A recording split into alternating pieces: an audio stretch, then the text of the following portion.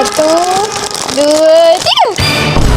Tada! So Ima ada beli blind box daripada Cupocat. So ni Ima beli sebab dia macam Hirono. Sama kan macam Hirono. Ima memang suka gila tau dengan Hirono. And Ima nampak ni dia macam sama gila weh. Tapi ni lagi mahal sikit sebab rambut dia macam real macam tu. Ni line up dia. And Ima paling nak yang duduk dua ni.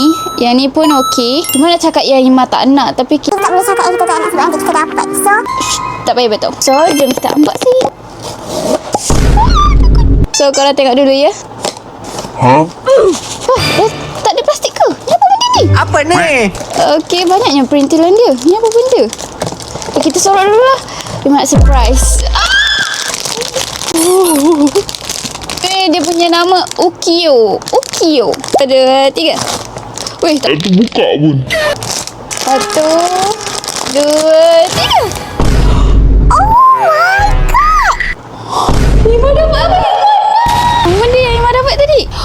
Yang Ima nak. Oh, so yang ni Toys of Childhood. Cute-nya robot. And ni atas kepala dia. Rambut dia lembut.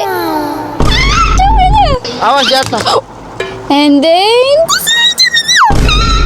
rambut dia mulut weh. Ima dah dapat pen Ima nak. Ima akan spill apa benda yang Ima tak nak. Saya Ima tak nak yang ni sebab dia dalam phone. What?